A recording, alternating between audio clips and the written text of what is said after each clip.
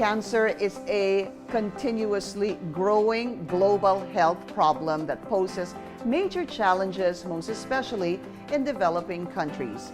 Find out how this international distributor of innovative health products came up with a series of solutions to help increase a patient's chance to survive the odds.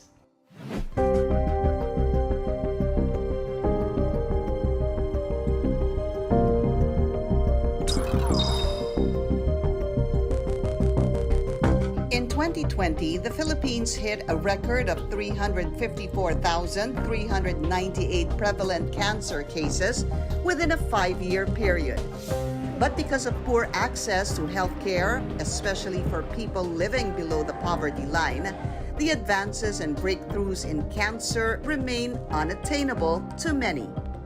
Cancer refers to a group of diseases that's characterized actually by cell growth, abnormal cell growth and proliferation, inflammation, as well as angiogenesis or formation of new blood vessels. It always starts with mutation in the genome or the genetic makeup of a person inside the cell. Before PPARs, most of my patients, they were unable to finish the chemotherapy regimens because of the side effects and because of discomfort during the process of chemotherapy. Maria's son Dominic was diagnosed with stage 4 rhabdomyosarcoma when he was only 4 years old.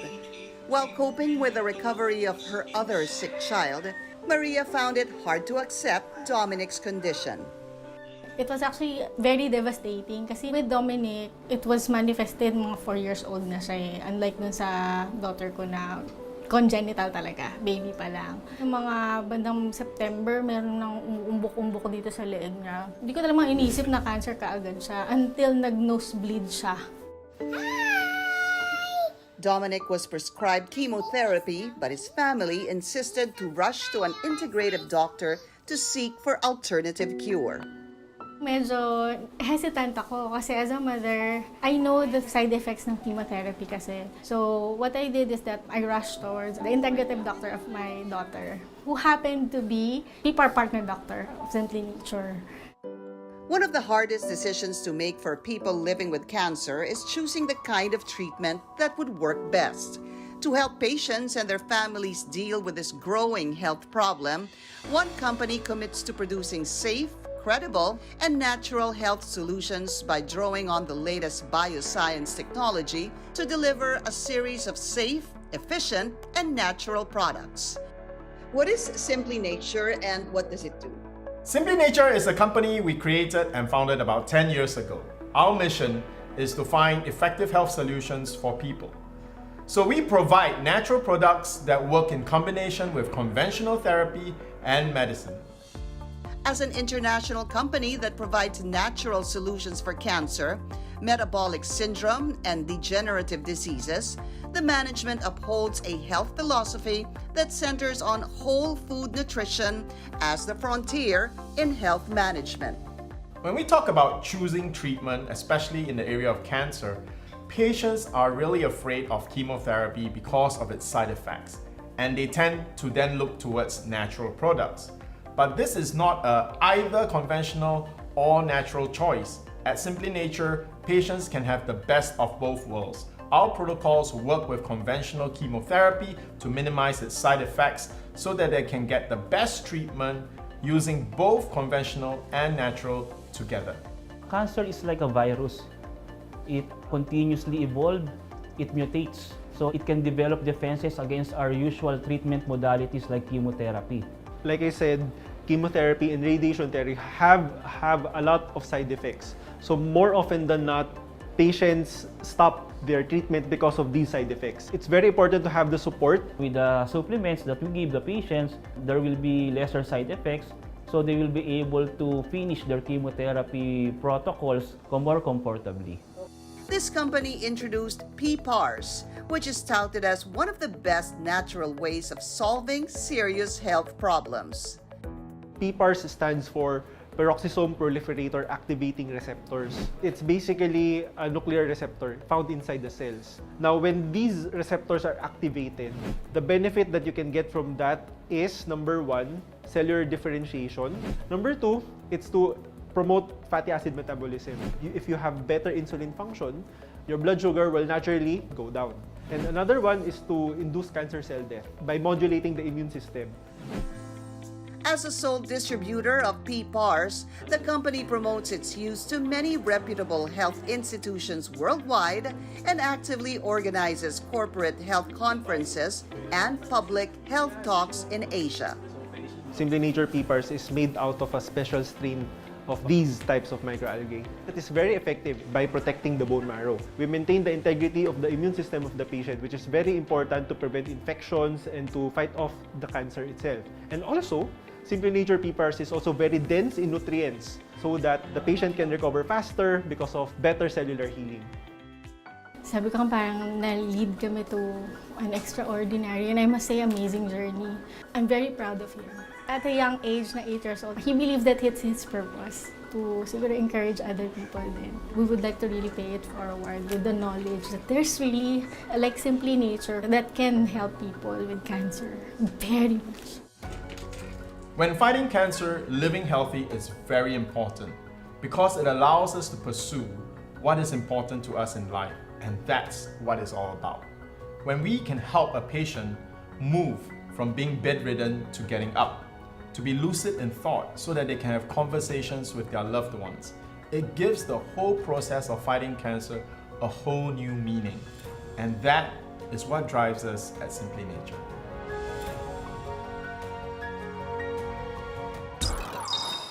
Talagang sobrang sakit. Sumusuka na ako. Tapos sa work ko rin, hindi ko na kaya talagang mag-isip.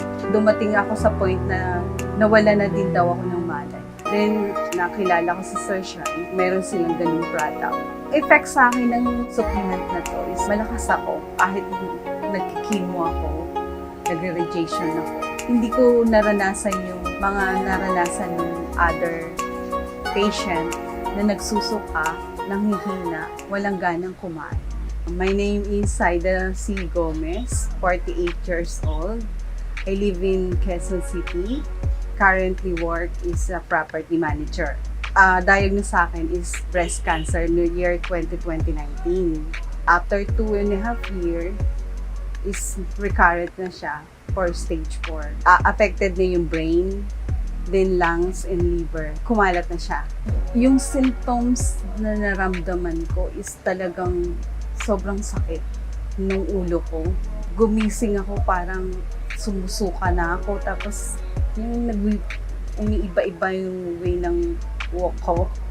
Talagang as in, vomit dito, vomit dun. Tapos sa work ko rin, talagang hindi ko na kaya talagang mag-isip. Parang lagi akong masakit talaga ang ulo. Na dumating ako sa point na nawala na din daw ako ng malay. Sabi ng mga kasama ko doon. Inaakay na nila ako. Then, yung pinakamatindi is yung dito na sa bahay na talagang inaano ko nung husband ko na gumigising ako pero talagang ayaw kong gumising. Kaya dinala na niya ako ng ER. Tapos doon na sila nag-test. Nagising na nga lang ako, nasa room na. Parang minuto na nga lang, wala na ako. Kasi talagang yung namamagana, swollen niya yung brain ko. Nang ma-diagnose ako ng 2019 na I have a tumor, bukol, hindi ako nagpa-chemo. Basta it's natural, concentrate ako sa natural. Then, after ng 3 months, sabi nila, is kailangan ko na daw ipatanggal. So, hindi na siya babalik. So, pumunta ako ng hospital, natanggal naman siya, then, still, natural pa rin na product na aking tinitake. Pero, bumalik siya. Stage 4 na. Kasi nga affected na yung brain ko, lungs, liver. Actually, may ano na siya, sign na para sa bone. Yun yung mga nakita sa CT scan ko. Then, nakilala ko si Sir Shyan na meron silang ganung product. PPARs na powder and tablets. Yun yung trinay ko habang nag-start na ako ng radiation ng 18. May, nag-chemo na ako. Natapos ko yung radiation ko for 10 session. So, okay yung effect. Nakayanan ko siya. May, nag-start na rin ako ng chemo para dun sa lungs and liver ko. And yung abdominal, kasama na rin siya. Every 21 days, 3 days yung aking chemo. With the help talaga nung Simply Nature, hindi ko naranasan yung nakikita ko sa mga kasabayan kong nagkikimo na nagsusuka, sumasakit, giniginaw, may mga ganun, tapos parang hindi talaga sila makakain. Minsan nga, hindi nila natatapos yung treatment nila. Pero ako, natatapos ko siya, is 3 days pa, na ang recommended sa akin is dapat naka-admit ako ng 3 days. Since tight lang din ako sa budget, is nag-decide na lang ako mag-uwian. Kasi strong ako, kaya ko. The following month ulit, nakaya ko siya ng hanggang 5 cycle. Di ako nagsusuka, nagugas ng plato, may konti akong pinagkakabalhang tindahan. So, nagagawa ko. When I was diagnosed sa stage 4 cancer, I cried, of course. Hindi mo naman maiiwasan yun. Pero I never felt na hindi ko kakayanin. Parang kailangan ko lakasan ng loob ko para sa family ko, lalo na sa mga bata, sa mga anak ko, maliliit pa sila. Yung husband ko, naiyak siya, syempre. Pero nung makita niya akong lalaban ako, parang nadagdagan yung fighting spirit niya na talagang lalabanan natin to, mami, sabi niya ganun. Narinig ko nga sinabi ng doktor na less than a year ako, pero hindi ako kinabahan. Tinitake ko is T-Pars powder, 2 scoop. Nilalagay ko siya sa ilalim ng dila para ako matulog. Then 15 tablets every morning, empty stomach. Then sa afternoon din, 15 din ulit. Bumibili rin ako ng cleansing para panglinis. During chemo, radiation, ginagamit ko siya. Effect sa akin ng product, ng supplement na to is malakas ako. Kahit nagki-chemo ako, nagre-radiation ako, hindi ako nanghihina. Kaya kong bumalik sa normal na kilos ko after ng chemotherapy ko. Happy ako sa mga result kasi after 3 months, pinag-CT scan na nga nila ako at saka MRI, good yung development, nabawasan lahat yung mga measurement. Siguro yun yung effect talaga ng supplement na tinitake ko. This month is naka-evaluation, PET scan na po ako. Happy ako dun sa result ng CT scan at saka MRI. Kasi nga, yung sa MRI ko, yung sa brain is from 1.09, naging 0.08 na lang siya, yung measurement niya. Then yung sa lungs ko, which is yung chest scan ko, is 9.05, naging 4.05 na lang. I will recommend Simply Nature to other cancer patient kasi it's very effective for me. Kahit nag-treatment ka at tinitake mo yun, hindi ko naranasan yung mga naranasan ng other patient na nagsusuka, nanghihina, then walang ganang kumain. Hi, I'm Saida Gomez. I have stage 4 breast cancer, metastasis for the brain, lungs, liver, abdominal, and bone. Thanks to Simply Nature, I'm okay now, and I trust Simply Nature.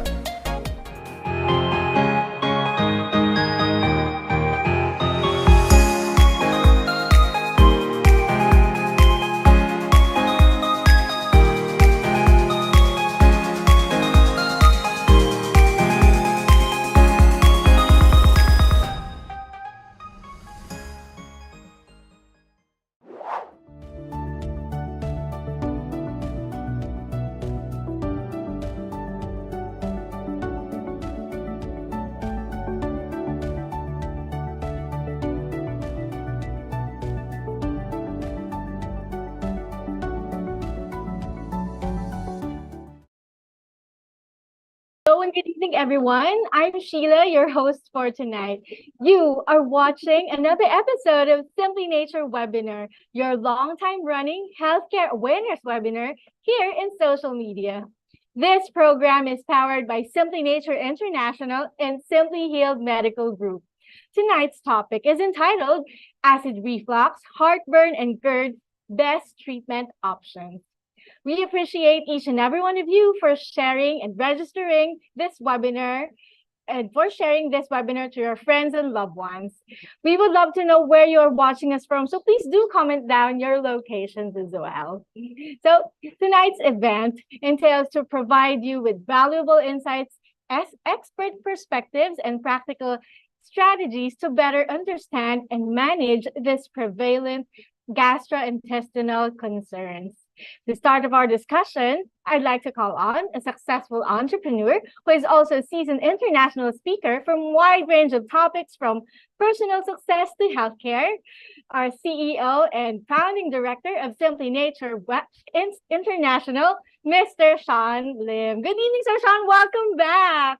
Yeah, good evening, Sheila, and good evening to all our viewers tonight. Yeah, I just got back from Taiwan early this morning, as in like past midnight.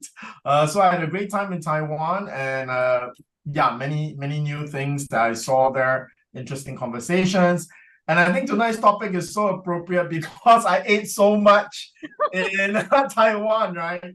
So I actually, because of the flights and everything, I did have a bit of acid reflux early this morning, actually. So I'm looking forward to what Dr. Jansen is going to share with us. I think this is a topic that is very useful because whether you're a cancer patient or any other patient or even a normal healthy person, acid reflux is something that happens quite commonly, and especially here in Philippines because people enjoy buffets. Right? Yes. So without further ado, Sheila, I'll hand the time back to you. But everyone, remember, we have a Ask Me Anything segment after Dr. Jansen's very short, and tonight is special. It's actually a live presentation. Yeah, so you can ask us any questions later from cancer to, of course, tonight's topic. So again, without further ado, I'll hand the time back to Sheila. Thank you and enjoy, everyone. I'll see you soon in a few minutes. Thank you, Sir Shyan. All right, so just before we introduce our live speaker for tonight, okay, please know that we will be having our what we call AMA or Ask Me Anything portion. So please, yes, questions are very much welcome. Please comment down your questions on the comment section. Opo, kahit po Tagalog, okay na okay lang. Okay, we will still read them and answer them tonight. Okay, so to start off, the live discussion for tonight, let's welcome Dr. Jansen, a graduate from St. Luke's Medical Center, College of Medicine in 2016. In 2019, he was conferred as a diplomate of International Board of Lifestyle Medicine and Philippine College of Lifestyle Medicine. He is also the president of Simply Healed Medical Group and a consultant at Alta Integrative Medicine and Wellness Complex at Perpetual Health Medical Center, Las Piñas, where he manages patients with cancer and metabolic illnesses. Let's welcome Dr. Jansen. Good evening, Doc. Hi, good evening, Sheila. Good evening to all our watchers tonight. No, so our topic tonight is very, how should I say, very relatable. Okay, especially for Filipinos. No, acid reflux disease is actually a very common illness that we have nowadays. Okay, so to begin, I would just like to share my screen so we can start this very short lecture. No? So listen carefully because this is going to be very short and we're going to be able to answer your questions after this. Okay. So this is one of my patients, no, case of XX, right? So this patient of mine actually came to see me because of chest discomfort, back pain, and heartburn. Okay. So this is a 47-year-old female who is working as a teacher. And if you think about it, teachers are very busy, very stressed. It's a very stressful profession, okay? Because not only do you have to complete your lesson plan, you also have to manage kids, okay? And the tendency is kids can be very unruly sometimes, okay? So, this patient of mine came to see me last July 2023. So it was just a few months ago. And yeah, just last month, no? And she was complaining with back pain right around the scapular area as well, aside from the symptoms that I have just mentioned. And she also noticed that there are certain foods that triggers her acid reflux, although she was not able to identify or pinpoint these foods. But she notices that whenever she eats, no, sometimes she experiences heartburn. Okay. However, upon further questioning and upon further interview, she did not report any nausea, vomiting, or any abdominal pain. It's just that she experiences back pain right around the scapular area, chest discomfort as well, no? And aside from the heartburn. Okay. Now, her previous lab workup showed high blood cholesterol. She was not able to give me a copy because she misplaced it. Okay, but just so we establish this, no, um, she already has very high cholesterol levels even before she went to me to seek help. Okay, so upon investigating further, so I asked her lifestyle history. So this is her 24-hour nutrition recall. Okay, so basically this is the food that she ate for the past 24 hours. Okay, so if you will notice here, she for breakfast it's very simple. It's rice cake and water. For lunch, it's laing. Laing is a dish no, with green leafy vegetables. Sometimes it is spicy. Okay, and it tends to be oily as well. Okay, tortang dilis. This is basically fish. Okay, and for snack, Jamaican patty. A little bit of spice no inside. For dinner, she did not mention anything. Okay. Now let's take a look at her physical activity. She reported that she is not exercising. Okay, so she has a sedentary lifestyle. For sleep, she reported that it is good. No, she is able to sleep regularly at 9 p.m. and she typically wakes up around 6 a.m. already. Okay, so her sleep quality is actually quite good. Okay, her stress level is at 7. Okay, and the triggers of her stress is, as expected, it is work related. And of course, she tends to become anxious as well because of her health condition. Okay. And how does she manage her stress? It is by talking to her relatives. Okay. Now, a stress level of 7 is that high. It's actually still subjective. Okay. A stress level of 7 can be considered as high already. So it is significant, but still not at the burnout level. Okay, but she does experience stress with her work. Okay, now let's take a look at substance use. For substance use, she's not a smoker. She is not an alcoholic beverage drinker. Okay, and this was her vital sign. And if you take a look, her BMI is at 22.8, so she is well within the normal limit. So she's not overweight or obese. She's not even underweight as well. Okay. Now, let's take a look at her laboratory result. Okay. So this is the laboratory result um, as of June. Okay. So uh, her for this laboratory result, the most notable one would be the high blood cholesterol, which is at 264. Um, a blood cholesterol level of 264 is very, very high. Okay. On top of this, her bad cholesterol, no, her LDL cholesterol level is at 176. This is also high. Now, upon seeing this kind of laboratory result, this would explain, okay, this is actually expected because if you take a look at her diet, okay, let's go back, no? Her diet is basically very fatty. Okay, aside from being very fatty, it's also very high in sugar content because suman is a rice cake. Okay, so they use glutinous rice for that. So that glutinous rice is very high in sugar and very low in fiber. Okay, this will result to increase in fat. Okay, Next is laing. Laing is a dish that it's a spicy dish, okay, that is based on green leafy vegetables. However, it is also very high in fats because of the oil that they use. Okay, tortang dilis is fried, no, and well, fish dilis is fish, and one other ingredient that they use for this is eggs. Okay, so with just this 24-hour nutrition recall, we would be able to better grasp on or have an idea on how her diet is, how her food choices are. What are the food choices? Okay, so typically that would be foods that are very low in fiber. Okay, so with foods very low in fiber and very fatty, no, this would explain why she has high blood cholesterol. Because why? Okay, cholesterol and fats. No, take note. These are two different substances. Okay, fats is fat. Cholesterol is not fat. Okay, cholesterol is a protein that is used by the body to transport fat. Okay.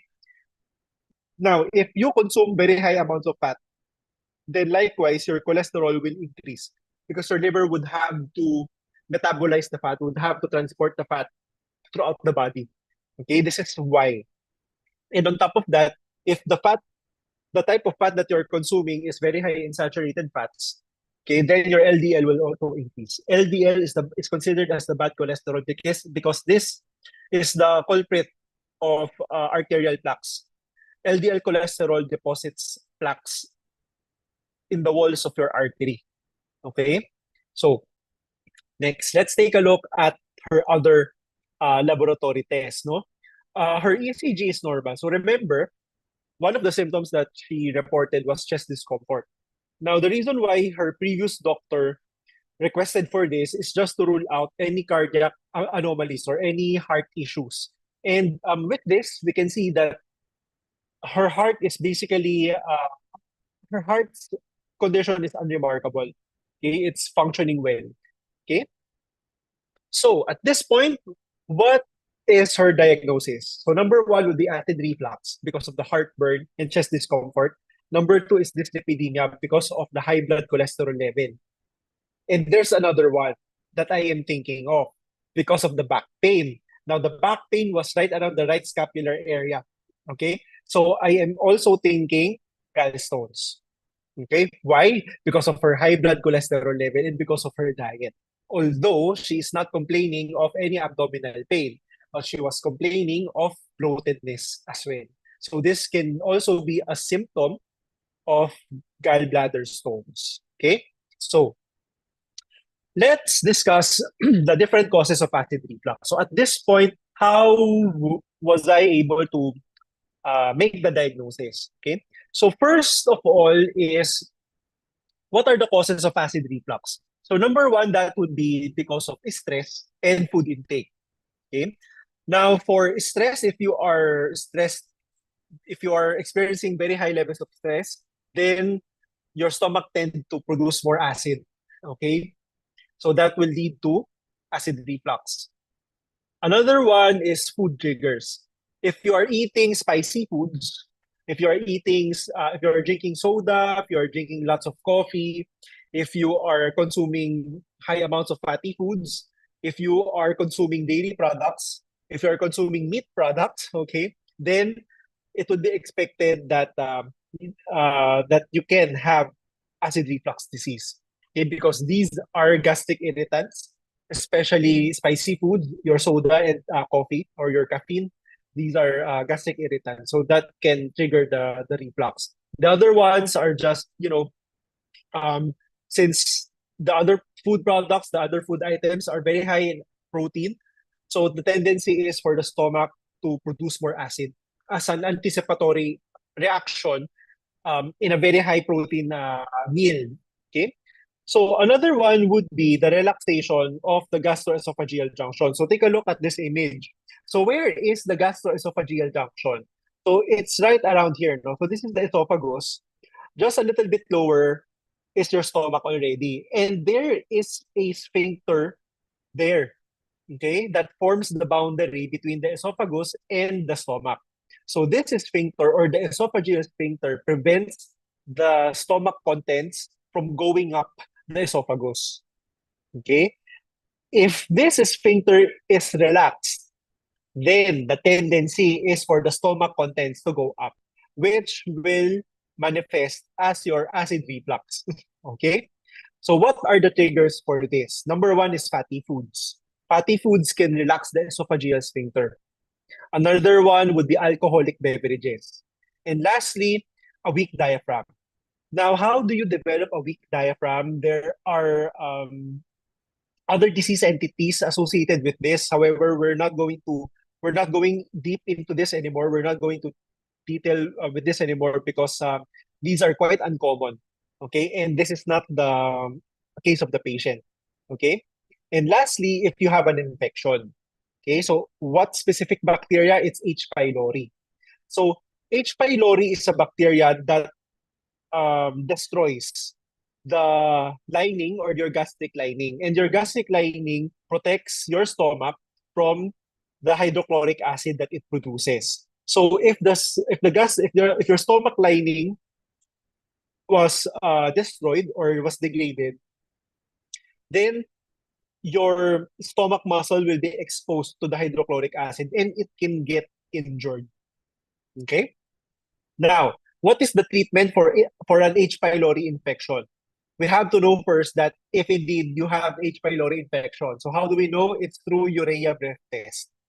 Okay? So we check for urea present in the breath of a patient. If it is positive, then that is a confirmatory that is confirmatory, for H. pylori infection. Then antibiotics would be needed. Okay, how long will you take the antibiotics for? It would be at least 2 weeks. Okay, and how many antibiotics should you be taking? It would be 2 and 1 antacid.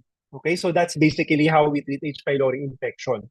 Okay, now for the patient, it's just acid reflux. Okay, so later on, I'm going to show you how I managed the patient at this point in time. Now, next, let's take a look at the different causes of gallbladder stones. Okay, this is also a very common illness among Filipinos. Okay, so for gallbladder stones, basically it is from excess cholesterol. Now, where is or how does gallbladder stones form? What is it? Okay, essentially it is cholesterol. Now, when the cholesterol is processed by the liver, it turns it into bile. Okay? The bile now then is stored in your gallbladder. Okay? Now, once it is stored in your gallbladder, what is it used for? Bile is used to digest fat. Okay? So that is the main purpose of your gallbladder stone. So, as a result, the more fat you eat, then the more bile you will produce. Okay? And the more fat you eat, then the more cholesterol your liver will also produce. The more cholesterol your liver produces, the more bile it also produces. Okay, so the more bile then that collects inside your gallbladder, then that can now form stones. Also, if if the amount of cholesterol that you are consuming is just too high, okay, this will form clumps, which is your stones as well. Okay, so just imagine your powder juice drink. If you add just a little bit of water, the powder juice will not dissolve. So it is very similar to gallbladder stones here. So your gallbladder stones is like your powdered juice. Okay, so it forms clumps, and that is your stone. Now, if the stone lodges in this lodges at the cystic duct, no? This is what we call as the cystic duct. If the gallbladder stone lodges there, it is very, very painful. Okay? Now, let's talk about the symptoms. Okay? When does the gallbladder contract? Okay, when does the gallbladder eliminate its content? It is when you eat a high-fat food. Okay, so when the gallbladder contracts upon eating a high-fat food, now the stones will get pushed through the cystic duct, which will cause pain. This is why for patients who have gallbladder stones, especially after eating, you experience pain. Where is the pain located? It's right there at the right upper quadrant of your abdomen, just below your right rib. Okay.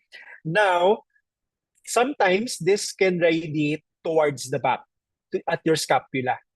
Okay, that is also one telltale sign that the patient might have uh, gallbladder stones. Okay. However, more often than not, no, gallbladder stones does not have any symptoms. The only time that you experience symptoms is when the gallstones, okay, these stones now get lodged inside that small cystic duct. That is the only time. Okay? And when that time happens, usually the pain is quite severe and it sometimes forces you to go to the emergency room. Okay? So that's for your gallbladder stone. So this is actually one.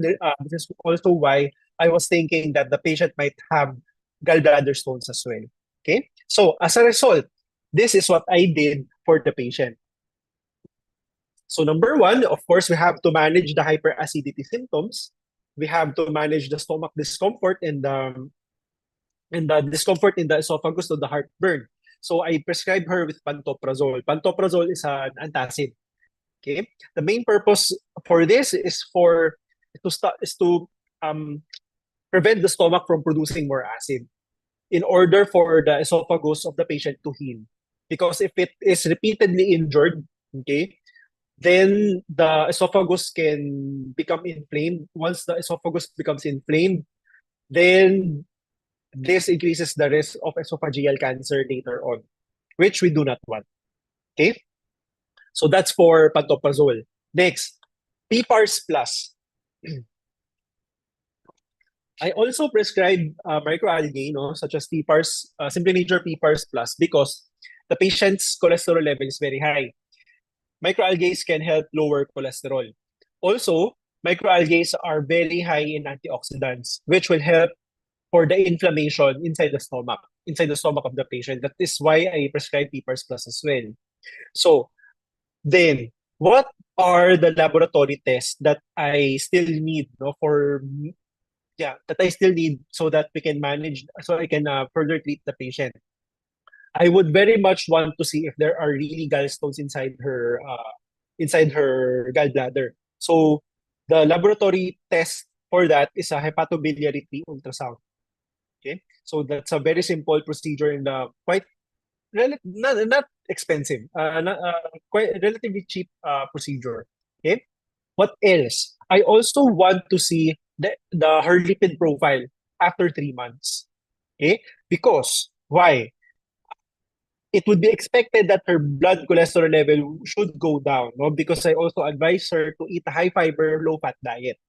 Why is it a high fiber? Why is it that a high fiber, low fat diet is recommended for acid reflux and for high blood cholesterol? Because number one, our issue is excessive cholesterol. So the main approach is to tell the patient not to consume cholesterol anymore, foods that is high in cholesterol. So automatically that would be a plant-based diet because you cannot find cholesterol in plants. Okay, cholesterol is only found in animal food products. So if you eat a plant-based diet, then naturally your cholesterol should go down. Aside from that, the fiber inside plant foods can also help eliminate excess cholesterol inside the body. How? Remember bile. Bile is produced by the liver, stored in the gallbladder, and then used to digest fat inside the intestine. Fiber holds bile. Okay? It makes it or how should I say this? It reduces our body's chance to reabsorb the bile, to recycle the bile. Okay? So where will that go? That will go to the stool. Okay? So the green color of your stool is actually bile. Okay? It's not because of the vegetables that you ate, no? Although it can help. It adds to the color of the stool. However, the green color of the stool is because of the bile. Okay? Now, why low fat? Because again, if you eat very high amounts of fat, your cholesterol will increase. If your cholesterol increases, then your liver will produce more bile. With more bile, that will add on to the rest, no, or that will add more gallstones inside your gallbladder. So that's why a high fiber, low fat diet is the one that is recommended for the patient. Okay? And of course, lastly, avoid foods that trigger acid reflux. Right? Now, this is my last slide. Now, if you have any questions, you can now begin to answer them. I'll give the floor back to Sheila. Thank you.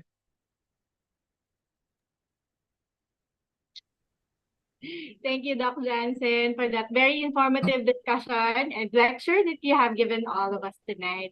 All right, now we are now in what we call AMA portion. I'm sure that everybody has learned so much, and I can see a lot of questions coming in, right? In fact, Sir Shyan and Doc Jansen, we also have questions that came in before the webinar.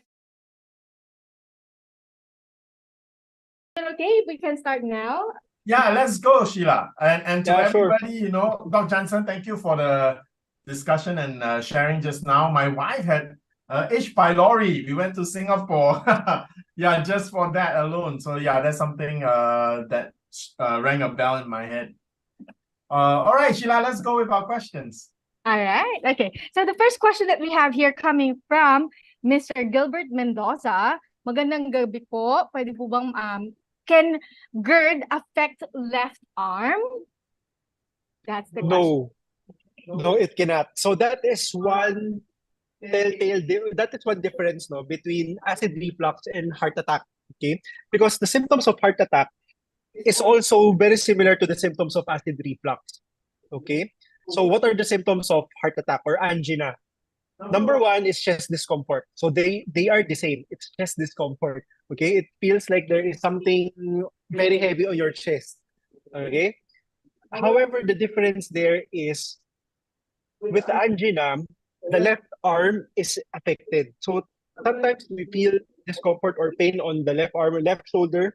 Okay, down over here at this level on your upper arm. And angina can also radiate over here, right around your jaw. Okay, so one similarity between angina and acid reflux as well is epigastric pain. Epigastric is that region just above your belly button. Okay, so you experience discomfort around there. So whenever patients go to the ER complaining of chest discomfort, especially epigastric pain, the ER doctors will request for an ECG. That is automatic. That is SOP for every single patient who complains of this issue. Okay, because we do not want to send a patient home, okay, thinking that the patient has acid reflux when in fact the patient is suffering from a heart attack right then and there in front of you. So that is a no-no. Okay, that is how should I say it? That is a crime in medicine. Okay, so. So Always. In that case, we now understand why doctors do that if we actually end up in the ER. Okay, so to everyone, don't panic and want to save money. Yeah, right. I think it's best to check to make sure you're not having suffering from a heart attack. Yeah.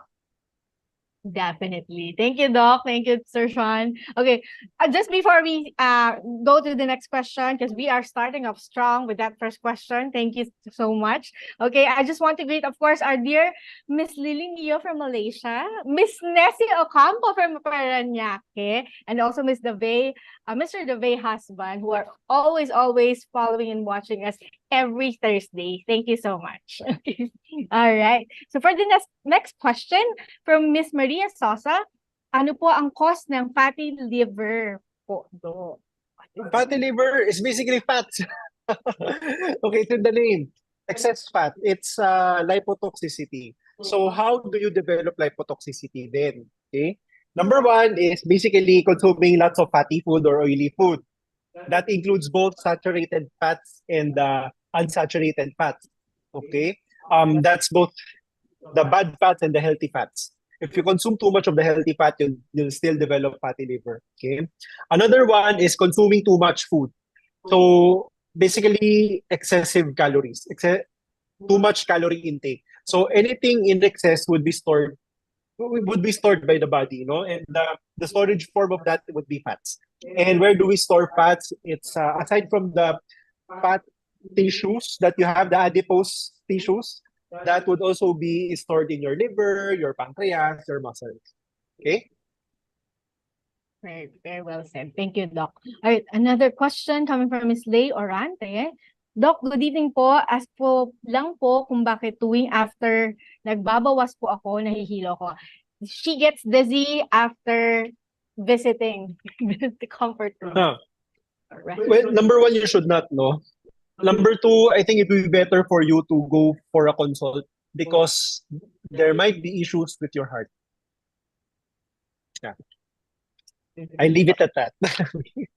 All right. Well, with that said, for those of you who wish to have a consult with Doc Jansen Kalalan, the link for you to have a schedule with Miss Beth for scheduling of an appointment is in the description box and also on the comment section. All right. Thank you, Yeah, Doc. I like to also add, if you have fatty liver, one of the things that you could really do is straight away start on PPAR tablets. And while you wait for an appointment with Dr. Jansen, if you plan to do that, all right? But definitely, it's one of the very effective ways. Okay, if your fatty liver is very serious, please go and see a doctor, all right? If not, start with the tablets and then go and schedule an appointment. Change your lifestyle. Just within, I think, a month or two of some changes, then you will be in a better position. All right. Yeah. Definitely, sir. Okay. All right. Another question coming from Miss Chachi Co Sanchez. Is cayenne pepper an irritant? Po? Yes, it can because cayenne pepper can also be spicy. However, not all people develop acid reflux with cayenne pepper. No. However, just take note that it can be. So you have to actually listen to your body. If consuming cayenne pepper makes your stomach it causes you to have stomach discomfort, then it is an irritant. Okay? If not, then it's fine. No. However, you have to listen to your body. But cayenne pepper is an irritant. Okay? No, so basically anything that's spicy can become irritants and be a cause for acid reflux. Correct. However, not all spicy foods will result to acid reflux. Okay. However, if people do experience acid reflux, spicy foods are one of the triggers. Then how come some people, if you ever try Sichuan food, right, it's incredibly spicy.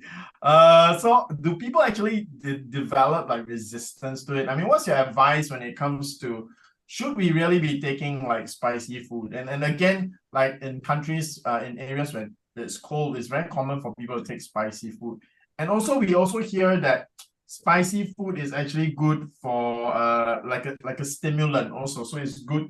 It is good in a sense for, I think I heard somewhere that it's good for your immune system, makes you strong. Of course, not taken in extreme. Any comments about that? Yeah. Okay, spicy foods in general. Okay, so we're talking about population, the population level already. Consuming lots of spicy foods increases our risk of gastric cancer. Okay? Why? Because spicy foods in general is a gastric irritant. So it repeatedly injures the gastric lining. And with repeated injury, inflammation would also be there repeatedly. And with repeated inflammation, that will damage the DNA that is of the gastric lining. So eventually that can lead to gastric cancer. This is also why Korea's number one cancer is stomach cancer because of the kimchi. Wow, I think that's we always think that kimchi is very healthy, but then we forget that number one, if you are not born in Korea, you probably have even less adaptation to eating kimchi. And again, like what you said, kimchi, Korea has high amounts of stomach cancer. Yeah. So again, to all the kimchi lovers out there, in moderation. So Doc, in case our viewers are kimchi lovers, what is a safe moderation amount? Like we eat kimchi once or twice a week, for 2 dinners, is that okay? I would not consume it once a week. Oh, If you love kimchi, I would probably once every 2 weeks would be enough. Would be just right. Just right. all right. Okay. So there you go. To all the kimchi lovers. All right. So maybe you save some money as well. I'm very happy that you asked that question because I have a blood of Bicolana. So, Bicol, Spicy food. Yes. yes. So now this is in that's what you call moderation. Okay. Thank you, Doc. Thank you, Sir Sean. All right. Another question coming from Miss Crisel. Doc, what causes cancer of the bile? Cancer of the bile. There? There's no such thing. Oh, okay. Bile is it's a substance that the liver produces. So think about it this way. You have your stomach acids, right? I think everybody knows what stomach acids is. So the stomach acid is used by the stomach to digest the food that we eat, right? So bile is very much the same. However, bile is produced by the liver to digest fat, specifically fat. Okay, so there's no such thing as cancer of the bile. However, bile salts is carcinogenic. That is something that you have to take note of. So if your intestine is exposed repeatedly to bile acids and bile salts, then your risk for developing colorectal cancer will increase. Okay. How do you increase your bile acid production? Consume lots of cholesterol. So that means consume lots of meat products, animal food products. Consume lots of oil as well because if you consume very fatty foods, your liver will produce more cholesterol to transport the fat that you just ate. And also to produce more bile acids to digest the fat that you just ate. So you see, it's a cycle, right? So Wow, yeah, it's a cycle. reduce fat, no, not reduce fat. Reduce animal food product intake, then you would be able to reduce the amount of bile acid that you produce. And make sure that you eat a very high amount of fiber so that you move your bowel more frequently. Okay? Thank you, Doc Jansen. All right, another question coming from Miss Maur Pakaligaw Liwagan. What food triggers acid reflux? Because a while ago we were talking about spicy food. Are there other food groups that usually triggers acid reflux? Yeah, salty foods as well. Oh, So salty food. yes, salty foods. Salty foods or salt is also used to preserve foods, right? Mm. So Yeah. that's why kimchi is, okay, that's the one risk factor. Yeah, or Doc, I Yeah. realized something. We usually get acid reflux when we eat what in Chinese we say 重口味. That means foods that are very strong in flavor, right? Yeah, and that makes sense because foods that are very strong in flavor usually have lots of salt, either soy sauce or salt directly and spices. Yeah, because every time I eat foods like that, like in buffets, yeah, it comes up. Yeah, it comes up. So that's yeah, thank you. So that means if we ever go to a buffet, so Doc, eating too much also causes acid reflux, as you shared. So if we go, yeah, Doc, you're gonna say something? Yes, eating too much because I mean your stomach can only hold so much, right? So the higher the pressure inside the stomach, that will go up. There's no other way. That's easy to That will go up. understand. Okay, so if we go to the Vikings and we want to make our money's worth, okay, so you want to eat more. What are the kinds of food that you would suggest? Probably let's not eat rice because rice is the cheapest thing at a buffet. So what would you suggest for most people? No, I know you were gonna say don't eat meat, but let's be forgiving today. Let's say you go to a buffet, obviously you want to eat meat. So what are some of the choices that would be a better choice? Okay. The technique, no, on how you can eat more in buffets. Okay. Number one is avoid fatty food. Okay. Yeah, fatty foods is a no-no. You have to take a look, no, at the viands that's available. So if you saw one viand that has sauces that tend to be very high in fat, the meat products or the carving section, the products there tend to be more of the lean meats, like your steaks, your roast chicken. Those are fine because it's not fatty. Another one would be if since you are consuming a lot of food, then your stomach would need help in dissolving the food, in digesting. So for me, sodas would be a good choice. Okay. Sodas. Okay, because it is acidic. All right. So what else? Don't consume very high amounts of dairy because dairy can trigger acid reflux. Spicy foods as well. If you're consuming spicy foods in buffets, then tendency is you won't be able to consume a lot. Mm. All right, Doc, thank you very much for the tips. I know that is really against your beliefs because you want us to eat healthily and not stuff ourselves. All right, I but thank you know. for the tip. Thank you for the tip, you know. Thank you. Thank you, Doc. All right. Another question coming from Miss Joy Eligado. What can you say about low carb diet po, Doc? Is it advisable? Does it really lower cholesterol? Depends on what kind of low carb you are promoting. If you are saying that low carb diet involves elimination of foods that is very high in sugar, only foods that high in sugar, no, like your pastries, your pastas, white rice, refined carbohydrates, essentially junk foods, then yes, it will help lower your cholesterol level because automatically you'll have less fat.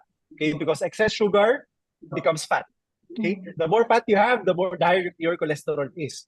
Okay, however, it doesn't stop there because there are different low carb diets. If the low carb diet that you are eating is very high in animal food products, then your cholesterol will not go down. Okay, because you're basically eating cholesterol. Okay, so depends on what kind of low carb diet that you're eating. If you're eating a very healthy kind of a low carb diet, then yes, definitely yes, that can be very healthy. All right. Thank you, Doc. This can actually also help out our, our viewers there who are about to, go for surgery. Because some of them, they are really advised to, lower their weight as well and also the cholesterol that they have. All right. You know, Sheila, now that you mentioned get ready for surgery, one of the best things you can do for get ready for surgery is actually to take supplements that boost your body's healing. So one such thing will be Simply Nature PPARs. So it will be able to lower your blood sugar, blood cholesterol. All these are very important because blood sugar affects your blood clotting, right? Diabetes, your blood doesn't clot, and that also affects your recovery. So I think to all the viewers who are preparing for operation, Doc, it's true, right? Usually doctors just ask you to fast because they need to, so that nothing will spill out and things like that, especially if the surgery's in the stomach. But apart from that, a simple to easy to understand concept is to strengthen your body before you go for surgery, because your body will go through trauma the moment it's being cut open, whether it's big or small. So do something to strengthen yourself. If you're not aware how to do that, then have a simple consult with Dr. Jansen. Again, I always share with people, it's so convenient now. It's just a teleconsult. You don't have to spend 3 hours or half a day traveling, waiting at the clinic and everything, especially when you're just wanting to ask Dr. Jansen something so easy to explain over the internet, right? Like, I'm going for surgery in 2 weeks' time. What can I do so that I am so strong and I won't have complications? I will have better results in the surgery. So these are things that you can do. So I like the questions that are coming up today. Yeah. Back to you, Sheila. Thank you, Sir Sean. All right, so the next question coming from Miss Anna Rojas. Does acid reflux cause itchy throat at night? Itchy throat, yes. Yes, acid reflux, that is also one of the telltale signs. Because why? Your acid goes up your throat, right? Where does your throat lead to? Over here already, diba? Your voice box. That's why it can lead to itchiness of your throat. So as a result, you are coughing and coughing and coughing and coughing. Okay?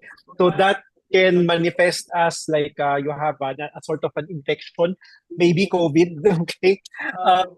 However, that also is not because of the lungs or of an infection. It's because of your stomach. So when patients go to doctors complaining of cough, no repeated cough doesn't go away. Acid reflux is one of the differential diagnoses that we think of. One possibility that the patient might have. Okay, thank you, Doc. Okay, another question coming from Ms. Cheryl Rubio. Bakit po pag may acid reflux, ang pasyente ay suka na suka? Why is it a patient who is experiencing acid reflux keeps on vomiting? Oh yes, because your stomach content is filling up. That manifesting as vomiting. So acid reflux, with the word, no, is the acid content of your stomach is going up. Okay, that is reflux. It's going the wrong way. Okay, it's going up your esophagus. That's basically the reflux. Okay, so once it goes up your throat, then you spit it out, then that's vomit already. So yes, no, acid reflux patients, if it's really severe, they also tend to vomit. There you go. Thank you, Doc. That's very enlightening. Okay. Another question coming from Mr. Randy. Randy. Okay. All right. I had colonoscopy and endoscopy twice, basically because I was found positive with H. pylori. Even though medicines had been prescribed, I still suffer from chest discomfort. I was also cleared from any heart issues, as declared by my cardio, since I underwent 2D echo and ECG. So I think the question is, why is he still experiencing and suffering from chest discomfort? Mm-hmm. One reason is you might still have hyperacidity. If you are on PPIs, then you have to check already. Probably the esophageal sphincters are relaxed already. So that might be one possibility. Also, you have to take a look at what you're eating. Okay, if you're eating the foods that I have just mentioned, then probably you need to make some changes. Try to eat more plant foods. Okay. Sir Shyan, would you like to add something? No, I'm okay. That's good. Thank you. I think these questions tonight are very practical. We haven't had any like very medical cancer questions, but I think tonight is quite fun because it's very lifestyle oriented. Everybody's asking about very practical questions. So I think tonight is a bit different. I hope everybody's enjoying themselves. So please ask more practical questions. Oh, yeah, I have one, Doc. When we have GERD or acid reflux at home, right, and it's late at night and you know, we ran out of medicine, what's a good way to alleviate the discomfort? Yeah, maybe, I mean, for me, I know that my instinct is to go and drink warm water. My instinct would be to go and drink warm water, you know, to sort of soothe my acid reflux. Any advice? That is actually a very good tip, a very good strategy. Yes. Okay. If you are experiencing acid reflux right then and there, and you do not have any medication, drink plenty of water. So the water will help flush down the acid that is in your throat and to push down the acid down to your intestine. So that's actually a very good thing to do. Okay, so normally when I don't feel well, my wife bans me from drinking cold water, right? But I think not every Filipino household has a wife like mine. So I think the go-to for most Filipinos is to drink ice water. Would that make your acid reflux worse, or is it better? Because I was thinking, you know, if you drink cold water, your body has to react to the temperature as well. Maybe that will cause more irritation in the stomach as you're putting something of very different temperature down your stomach. Because I've always only drank warm water when I experience things like acid reflux. So any advice about that as well? For me, does it make a difference? Okay. Whether or not you drink warm or cold water, once it goes inside your body, it will normalize to your core body temperature. All right. So it doesn't matter. So for me, whatever makes you more comfortable, go for it. As long as you drink water. And how should we drink it? We should sip it or we should sip it, right? Because we are already feeling like regurgitating. So we shouldn't drink a large amount down at one shot. Absolutely correct. All right. If you are feeling something, you're nauseous, you're feeling that something is about to come out, right?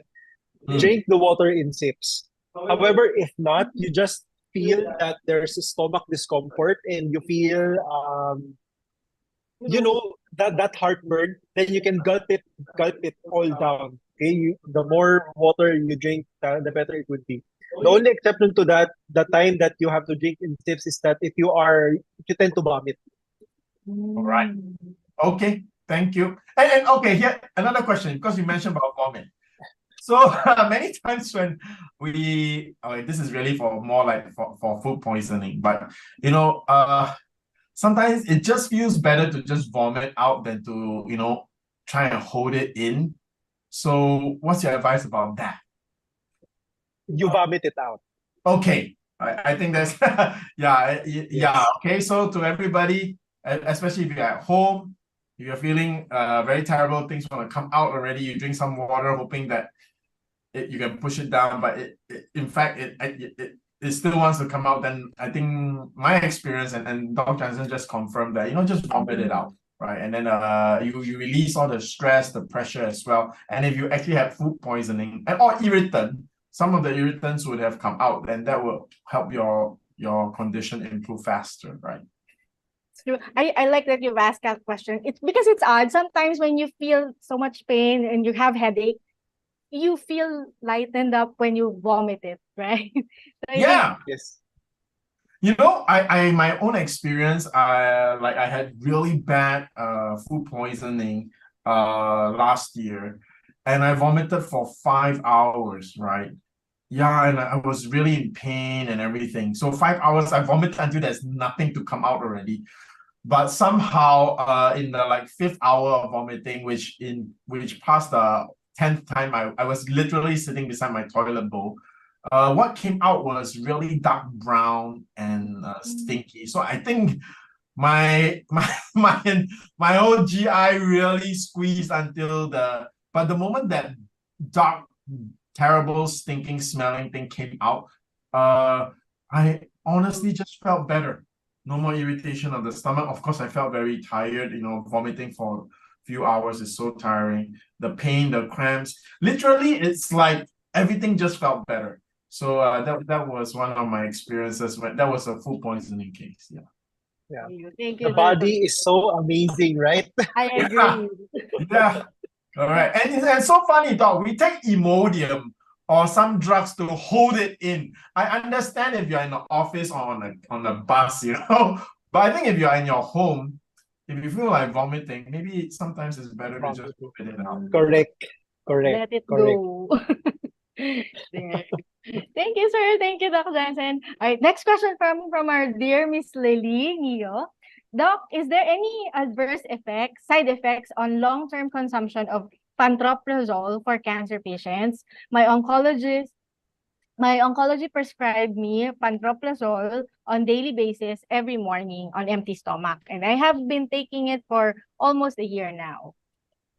Yes, actually, because PPIs can interact with your medications or pantoprazole. Okay. What else? Pantoprazole can also increase your risk of blood clots.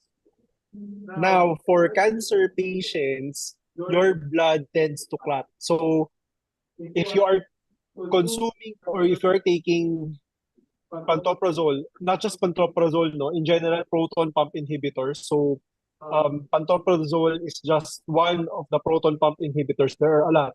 Okay, the tendency is for your blood to clot easier. So you have to be wary of that. And for cancer patients, since cancer patients' blood tends to clot easier as well, so that will add on to the clotting tendency of your blood. So be careful. Okay?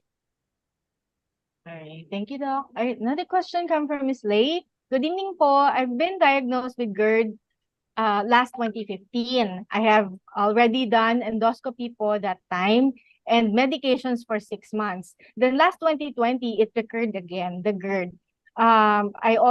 Once again, I did the endoscopy, and then I was said to be positive from H. pylori. I also did medication, but now it's still kept on coming back.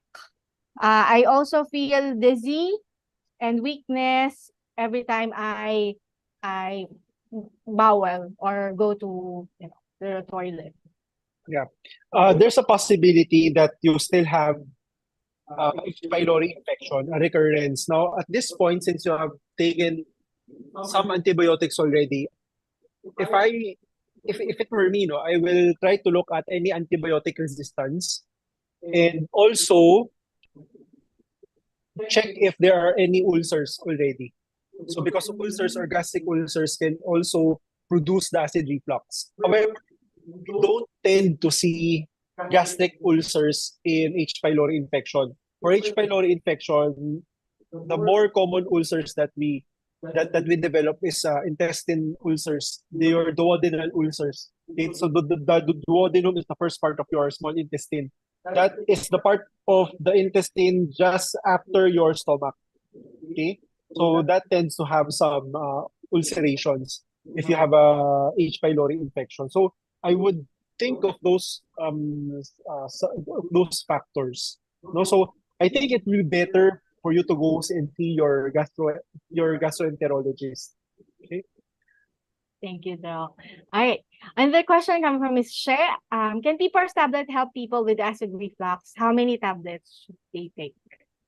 Yes, absolutely. Because acid reflux tendency is inflammation. Okay, your esophagus can become inflamed. As a result, you'll have chest discomfort. Your stomach can also become inflamed. No, so that's your gastritis. Okay, that is PPARs can definitely help those. No, especially for inflammation because the anti-inflammatory capacity or the anti-inflammatory ability of Simply Nature PPARs is really quite strong. So immediately once you take it, you'll have relief. Okay. However, it doesn't stop there. Okay, because we cannot rely on that not just to treat because we have to investigate other causes that might be the reason, and we have to treat the root cause on why you have acid reflux in the first place. However, just to manage the inflammation, definitely nature PPARs can help. How many? 20 microtablets. 20 microtablets. Sir Sean, would you like to add? Yeah, and for those of you who are more accustomed to the speak or the language of natural supplements and naturopathy, right? Simply Nature PPARs is alkaline food. So those of you who are more familiar with that, so when you have acid reflux, definitely taking alkaline foods will help with that, right?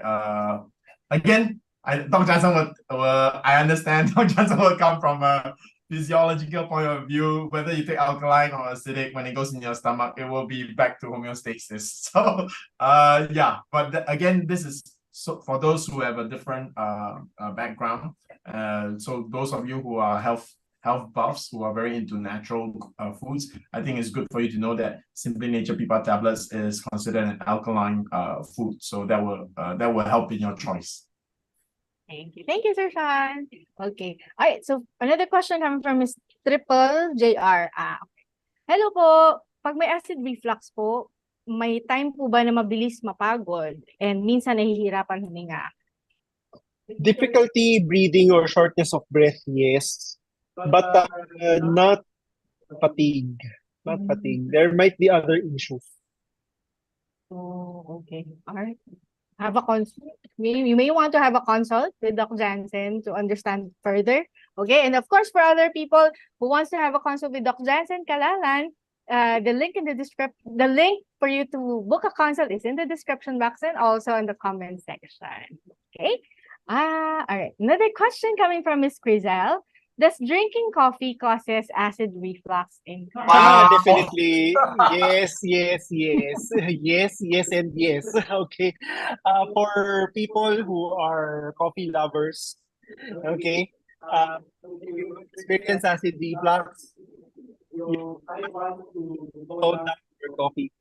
Okay. And stop drinking coffee altogether if it's possible. So, like me, uh, there was once in my life when I had to study for the board exams, and during that time, I was stressed. Uh, so that was that was one trigger of my acid reflux. Another is drinking too much coffee because I have to keep myself awake.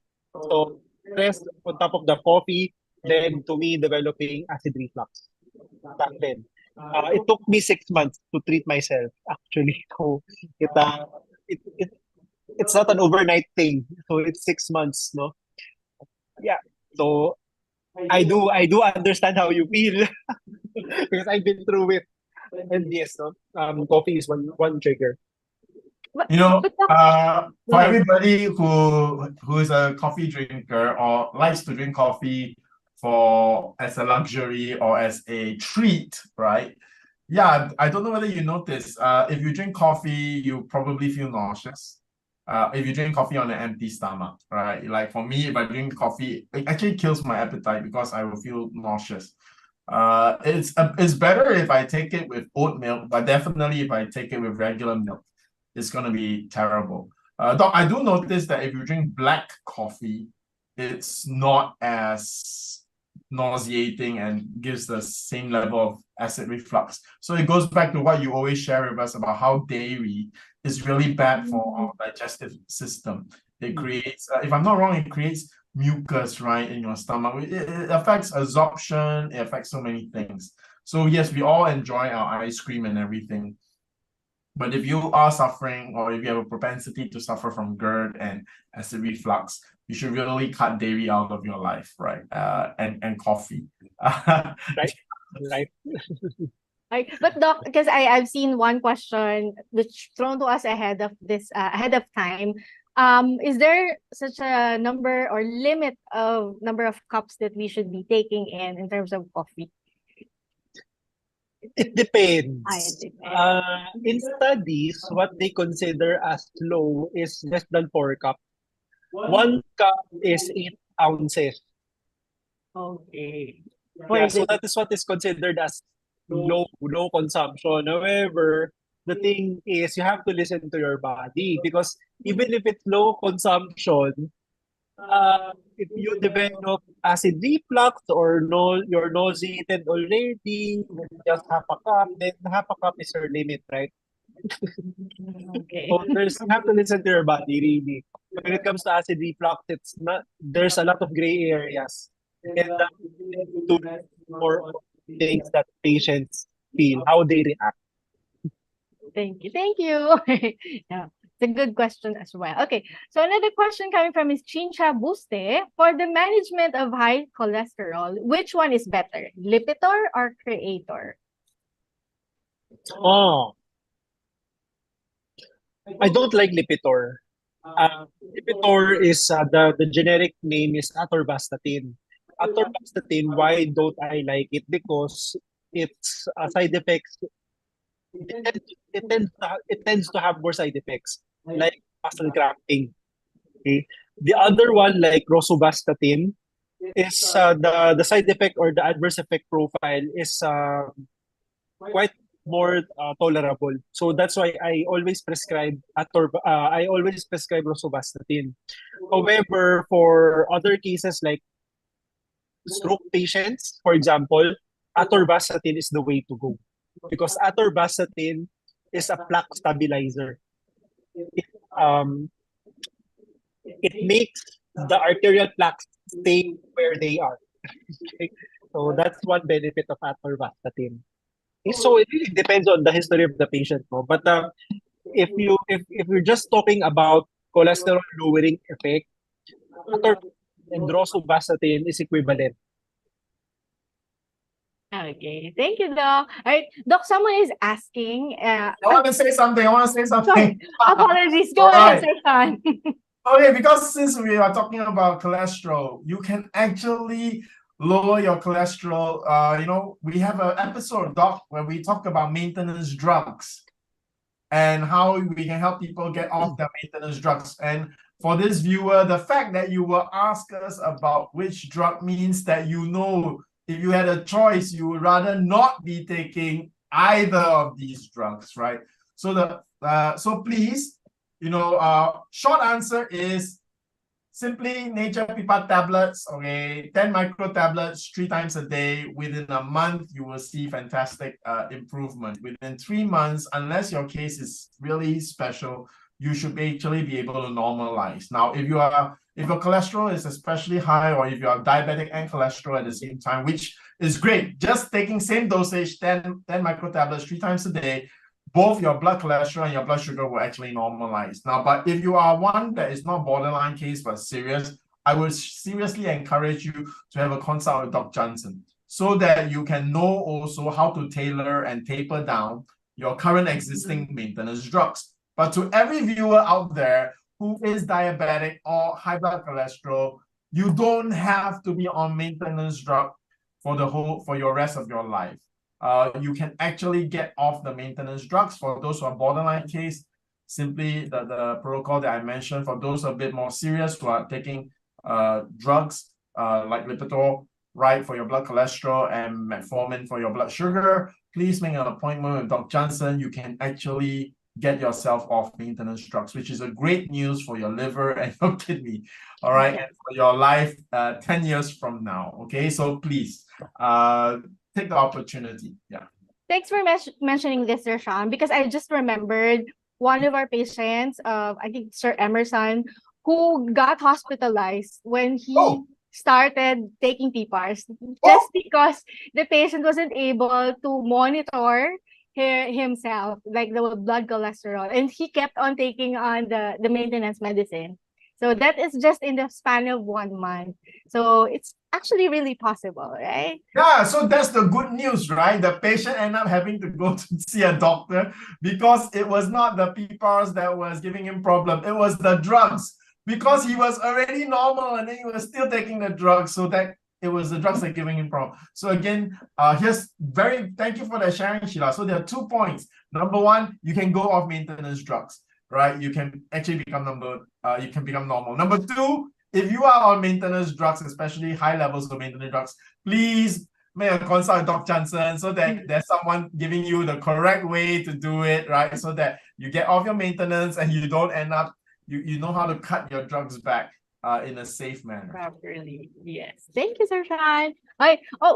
I was about to say a while ago that someone is asking, what hospital is Dr. Jansen affiliated to? Dr. Jansen? I think someone wants to see you in person, Doc. Okay, I have a clinic at Perpetual Health Medical Center, Las Piñas. I'm under integrative medicine. Just look for Alta Integrative Medicine and Wellness Complex at Perpetual Health Medical Center, Las Piñas.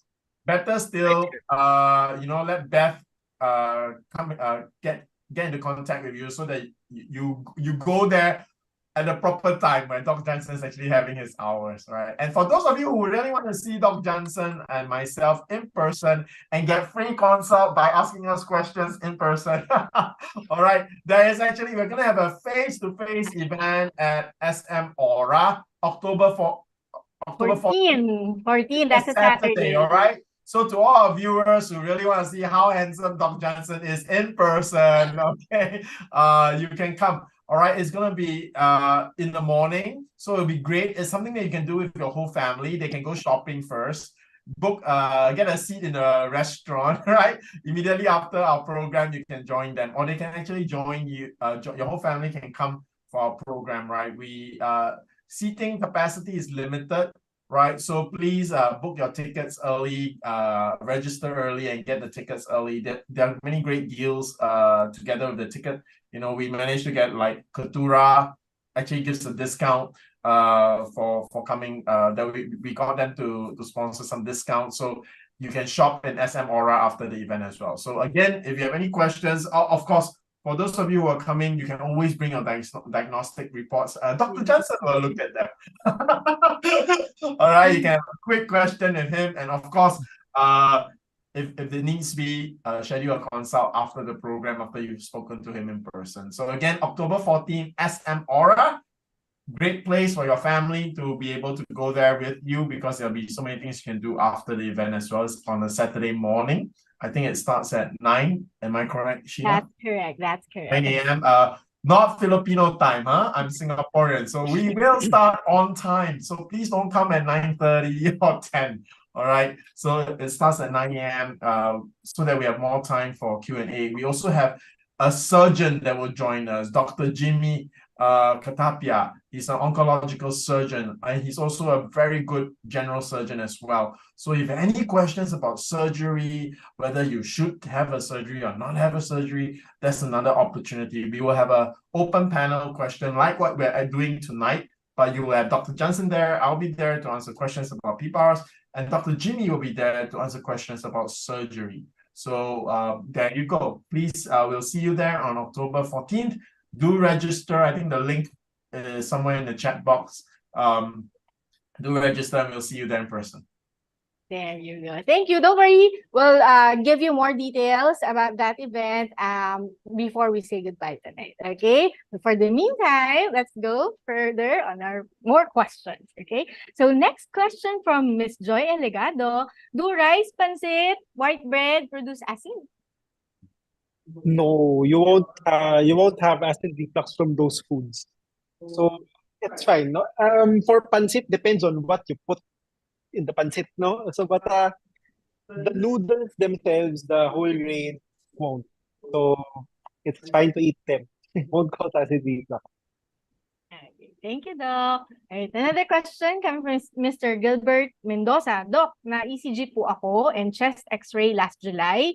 Normal po lahat. Safe na po ba ako sa heart issue nun? Nagpa-ER po ako last July dahil po sa palpitation. Nireseta po lang po ang omeprazole.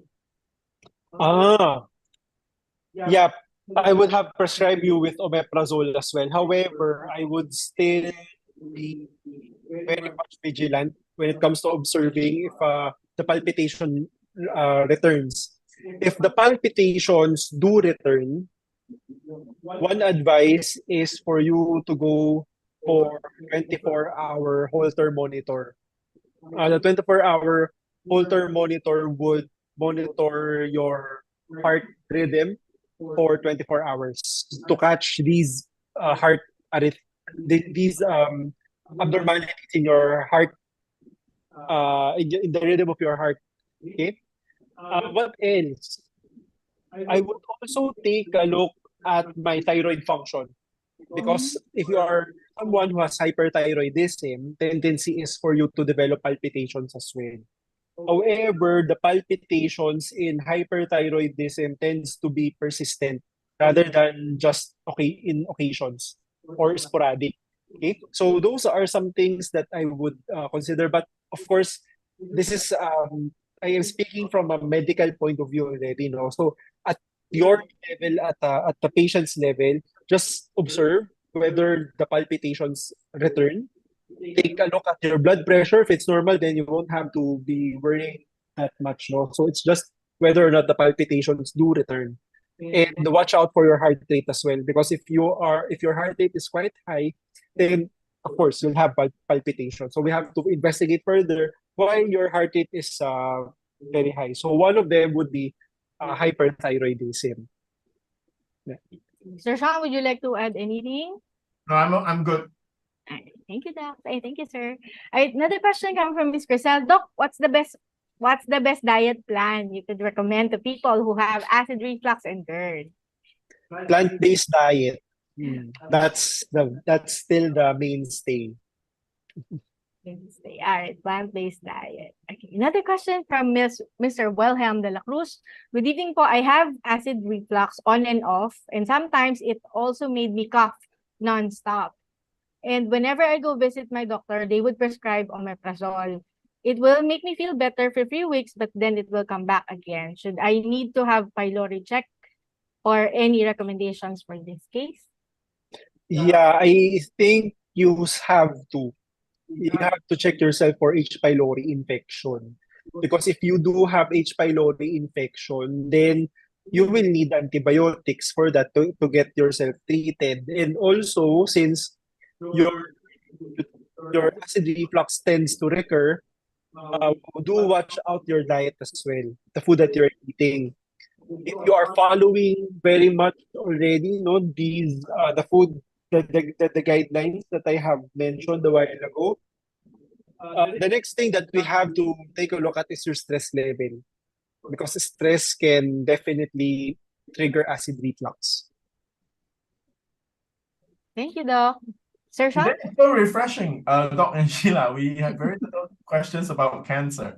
Yeah, but it's great. I mean, we have so many viewers tonight. It's very good number of viewers, and the questions are coming. So if you like the topic that we're doing, and there are other topics like this that is in your mind, please type into the chat.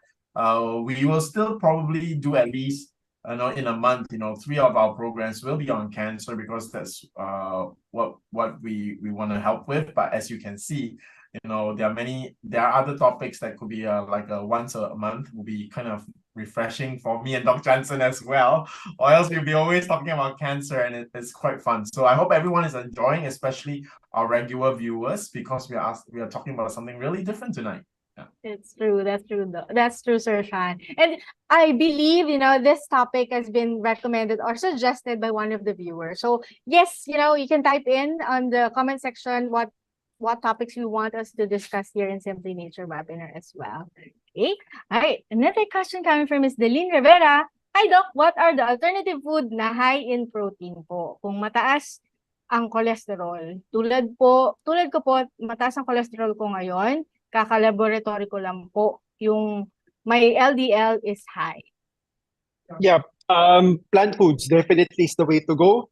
Plant foods that are very high in protein would be your legumes. So legumes will be your beans, nuts, and seeds. So eat more of those foods. Okay. Thank you, sir. Thank you, Doc.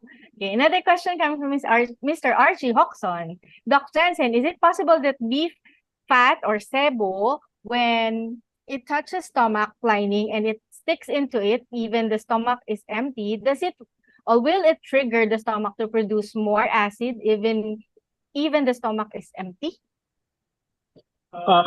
Yes, because as long as your stomach has something inside, the stomach will produce acid to dissolve it or to digest it. So if it's animal fat, then definitely yes. The stomach will produce acid for that. Okay. Right. Thank you, Doc. Okay, another question. Oh, from Miss Abby. I think this question was thrown to us earlier. Okay. So per experience, I peg coffee plus banana, more coffee, noodles like Lucky Me, citrus drink, mongo are just some of the triggers of my acid reflux. Are there scientific explanation for this? Generally, what should I avoid to help manage my refluxes? Also, is my acidity affecting my sweat? When my sweat accidentally gets inside my eyes, it's super mahapde or painful, and no fake dew release last a few hours on me without triggering skin rashes. Are this all related? Thank you so much for answering. I'll be listening for the answers. Okay. She's listening. No. Okay, let me see. Okay, I'm reading the questions on my screen. Okay, kasi yeah. These issues are separate. So one is, let's address the acid reflux first, no? You are consuming coffee, banana, instant noodles, citrus drinks, and bongo. Okay, mung beans. Some of the triggers of your acid reflux.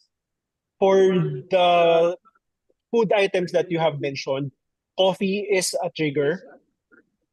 Instant noodles, not that much, aside from spicy instant noodles, no. But if it's Lucky Me, if it's spicy, then yes, it can. Citrus drinks can as well, because citrus drinks are acidic. Bongo, not so much. Okay. Um, these are the foods that you're eating that you should be avoiding. But in general, if you have acid reflux, you should be avoiding foods that are spicy, acidic. What are the acidic beverages? That would include your coffee, your sodas. Fruits that are acidic, so like citrus fruits. What are the citrus fruits? That would be oranges, lemon. Those are acidic. Pineapple as well. Or any fruits that is sour is acidic. Okay, so that can trigger acid reflux. Another one would be fatty foods or oily foods. Dairy can also be a trigger. Now, next, let's move on to your sweat causing eye irritation. No, your acid reflux and the quality of your sweat has not doesn't have is not related. Okay, the reason why when your sweat goes into your eyes get irritated it's because of the salt content of your sweat. It's very much the same when salt water or seawater. Doc, we can't hear you properly, Doc. You were cut a little bit. Cut a little bit. Okay. Okay, it's back. Able to hear me? Okay. So that's Oh, we can't hear you again. Let me see. I think Yeah, okay, this is good This now. is better. Okay, we can hear you now. it's better. Okay. so for I where was I cut? the sweat. Yes, yes, that part. Okay. For the sweat, Again. the reason why your sweat irritates your eyes is because of the Stop your sound again. Because of the salt content of your sweat. Okay. It has nothing to do with your acid reflux. Next, your big fluid release also has nothing to do with your acid Okay, reflux. Doc, your it's not working again, the sound, Doc. I think my earphones is dying. Yeah, I think running out of batteries. So you have to No worries. Maybe we can go back on this question again. Wait, while Doc sorts out his sound thing, maybe I can take another question. Yes, please. The question, Sir Shyan, is like this. Coming from his more pagkaliwagan, do you recommend taking Yakult or yogurt? Which I think she's asking which is better. Okay, Yakult is full of sugar, so is yogurt.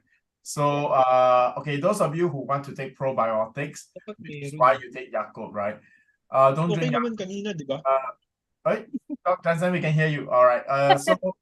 So for those of you who are taking Yakult because you think it's a good probiotic, I just want to let you know, if you really need good probiotics, take a good probiotic, right? You can buy them from your local pharmacy or health store.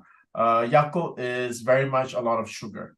Now, if you really have, and maybe that's what you give children as opposed to any other juice drink, but if you really want to take Yakult, take it on, what's that called? The low sugar one. But either way, Yakult and yogurt, which are in general full of flavor, very sweet, they're not your good source of probiotics. Okay, so your good source of probiotics will literally be probiotic supplements. Those are really in the high counts and will really make a difference. Okay, I guess yogurts that don't have a lot of sugar in them, like the plain Greek yogurts, all that. Yeah, that would probably be a decent source of probiotics if you're taking it regularly every day, right? But if not, if you really need to balance out your GI because maybe you had taken antibiotics, you had an LBM, you had food poisoning, so you think that your microbiome is out of sync and you want to take a probiotic, then I would really suggest finding a good probiotic supplement. You can find them just go to Mercury, ask the pharmacist over the counter to recommend one to you, or you can go to your local health store and look for some probiotic supplements. Doc, are you back? Yes, I'm All back. right, I'm back. yeah. What's your Okay. take on Yakult and yogurt for probiotic users? They're useless. Okay, my dog is even more harsh than me. Although those two products have probiotics, but don't rely on them too much because of the Yeah. dairy. Okay, you can source probiotics. You actually don't need probiotics. What you need is to feed the good bacteria already present inside your stomach. Fiber. Okay, so fiber is the way to go. Okay. Well, that's a very interesting topic. So many people think that you need to take probiotics. So maybe you're thinking like a probiotic drink. That's what the viewer suggested. Every day will be helpful. But the truth is, if you have if you didn't take antibiotics, if you didn't have LBM, if you didn't have food poisoning, if you have none of that, if you're normal, you don't actually need to take probiotics to top up. What you need to do, as Dr. Jansen suggests, is that you need to take enough fiber so that your existing good bacteria will be able to eat the prebiotic, which is the fiber, and be able to sustain themselves. All right. Of course, there are cases where people with constipation problems and which hints that you might have unbalanced microbiome. That's when you really would like to have a consult with Dr. Jansen, right? And then after that, he will probably recommend you a probiotic supplement that you take so that within a very short time, 2 or 3 days, you actually address this issue. And after that, take fiber as a way of maintaining a healthy microbiome. Yes. What's your suggestion, Doc? Eat more vegetables. Eat more plant There foods. you go. That's where you get your prebiotics to feed your probiotics. You don't actually have to consume probiotics. Probiotics is only reserved for kids who have diarrhea.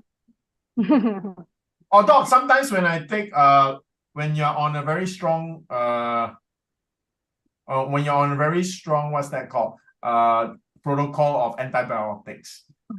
Then I would actually take something like balance, to quickly top up my probiotics. Yeah. Yes, and may I quickly say, if it's for the purpose of really having a health or maintaining a healthy tummy, then why not try Cleansing Plus, right? Yeah. Talking about fiber here, so it's a very good thing for you. Okay. I think we can answer more 2 more questions let's before go. we say goodbye. All right. For Miss Abby, is it okay to use buko juice as alternative to water? No, water is still the best. Yeah. Water is still the best. But buko juice is great as a supplement, right? Not like if you have, yeah. How often can a person drink buko juice, Doc? Every day is okay. Yeah, Buko juice. every day. Anyway, buko juice is majority of it is water. It has a little bit of Electrolytes as well, right? electrolytes and glucose as well, but that it's very minimal. But if I were you, I'd still go for water. Water is still the best. To all our viewers out there, right? When doctors say drink more water, they really mean drink more water, all right? Coke is not water. Orange juice is not water. Milo is not water. Anything that has flavor in it is not water. So for everyone, when a doctor or someone's telling you to take water, it's because physically, medically, your body needs water for many, many important functions. When you drink things like Gatorade, Pocari, orange juice, apple juice, things that you think are like designed to make you healthy, it's not, all right? Because your body then still has to separate the water from these drinks. And then these drinks always contain things like sugar, which adds to inflammation. So no, your body really needs water. So do drink lots and lots of water. You can drink like buko juice in the morning as a breakfast, but it's not a replacement. So to the viewer's question of can we drink instead of water other things to replace water, the answer is no. This is something very real. Doc, believe it or not, when I was studying in the US, literally my roommate does not drink water. What is he drinking? Coke. In 1 week, he doesn't even drink 1 glass of plain water. His idea is liquid. My body needs liquid. So he drinks like only Coke. No plain water. Okay, number one, he looks like Michelin, the Michelin man logo. So he's so big, right? It's very unhealthy. Yeah. Is he still alive? Yeah. Yes. Thank God, by God's grace, he's still alive. But I think that's the concept for many people out there. So I just want to make sure that the viewer doesn't think that glucose juice can replace water, like my roommate who thinks that Coca-Cola can replace water because it's liquid, yeah. Thank you, Sir Sean. All right. This one, we can quickly answer the question. Does chocolate causes acid reflux? Coming from Miss Crisel. Oh, please tell me no. I love chocolate. Sometimes. Sorry. Here's the thing, no. Why can chocolate cause acid reflux? Because chocolate is processed. So sometimes manufacturers tend to put in dairy. However, if they don't put in dairy, say for example, it's 100% dark chocolate, it still can because of the caffeine. Okay, so if you are someone who is a chocolate lover and it tends to cause acid reflux, then yeah, better to tone it down. However, still no, listen to your body because not all people will have acid reflux when they eat chocolate. Okay, the only when you do feel acid reflux if after eating chocolate, then better to limit or avoid. Okay, but it's quite uncommon actually for people to experience acid reflux when they consume chocolate, even if it is the dark chocolate type. Thank you, Dr. Jansen. And of course, thank you, Sir Sean. It's already over 9 p.m. So for those questions that we weren't able to answer today, don't worry. We can ask those questions on our next webinar next Thursday, or we can also message you individually on our inbox. Okay. So of course, just before we say goodbye to our viewers, which are once again a combination of our avid viewers who are cancer patients, and of course, a lot of viewers who are on prevention of further illness in their bodies. I would like to ask for a quick parting words from the both of you. Who would like to start? I'll start first. First. Again, I just want to say to everyone, thank you for all your questions tonight. Tonight was a bit different from our usual program. We didn't answer many cancer patient questions, but I thought it was very refreshing, and we got to discuss many practical advice and I think the topic today is just something that happens to everybody, even healthy people. Even healthy people do end up in situations where they get acid reflux, maybe because of a birthday celebration or something, right? So I think I really enjoyed tonight's program. Next week, we're going to talk about cancer again. Tonight's program was really very fun, and I just want to thank everybody for staying with us until now. And yeah, don't forget our face-to-face, all right, in October 14. I keep repeating this because I'm pretty excited. We have been in the pandemic for 3 years. We haven't had opportunity to meet a big bunch of you guys, like, so hopefully we will get a very good turnout and we can have fun. And also we have special guests. Those of you who signed in early in today, you saw Zaida. I believe Zaida will be there in person. Okay, so any of you who are cancer patients, I think you can really be able to, or loved ones can ask. Zaida is happy to share her successful journey because right now she's healthy and back at work.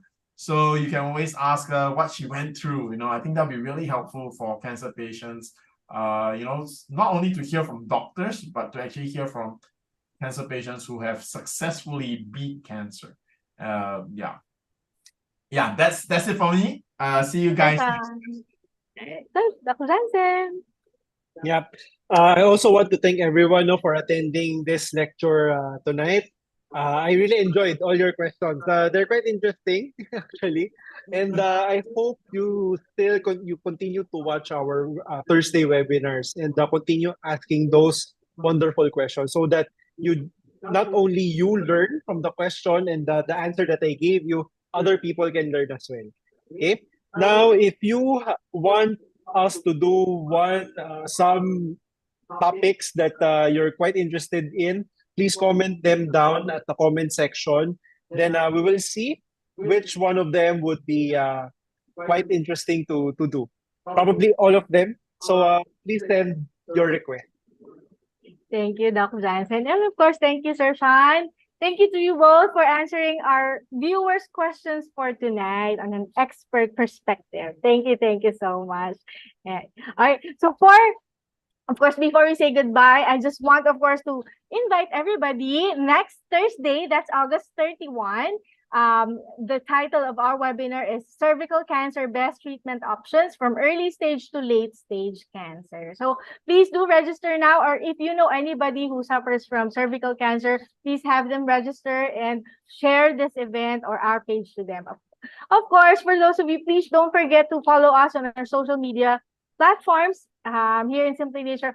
Please follow our Facebook page, Simply Nature International, and of course, the Simply Healed Medical Group. Okay, I just want to reiterate what Sir Shyan has told a while ago or mentioned a while ago about the upcoming special events here in Simply Nature. First off, Sir Junie, are we able to share this? Okay. First off, this coming September 27, we will be having our what we call VIP meetup. This is a more fun, it's a new, all new version of our VIP meetup, and all fun. We really hope to see our VIPs on this event as well. This is just online, all right? Once again, this is happening on September 27. That's a Wednesday, and this is happening via Zoom, okay? So please do get your exclusive access from your favorite, right, health coaches, me, Sheila, Miss Jen, and of course, Miss Beth, okay? Another exciting special event, once again, is the October 14th. That's a Saturday. It is called, all right, can we have it flashed on the screen now? There you go. All right, so we have this face-to-face health seminar happening as SMX SM Aura, happening this October 14th, Saturday at 9 a.m. Yes, gates are opened around 8, as early as 8 a.m. Sir Shyan mentioned you have to be on time because you will miss a lot if you are late on this event. So yes, do register now. Definitely you'll be getting a kit coming from us with the vouchers of the discounts that we have mentioned also a while ago. Okay, so you can actually get a consult with a discount or a product coming from Simply Nature with a discount, or you can purchase it with a discount. Okay, all right, so please do scan the QR code and see and look and watch out for more information in the next upcoming weeks to come. Okay, so there you go. So I am very pleased that you have registered to this webinar. This is not a cancer webinar, and we don't get to have non-cancer webinars as often as we have, right? So yes, you can actually start off jumping to a healthy you, all right? Even before September, you know, here in the Philippines, September is the start of Christmas season. So yes, our products are available via Shopee, Lazada, and of course directly from our office here in BGC Taguig. So please don't forget to check them out, and of course follow our social media platforms and also online shop platforms as well. All right. So once again, we hope to see you once again in our next webinars to come, because here in Simply Nature, we are always with you from start to healing. Thank you, everybody. Good night, and God bless you all.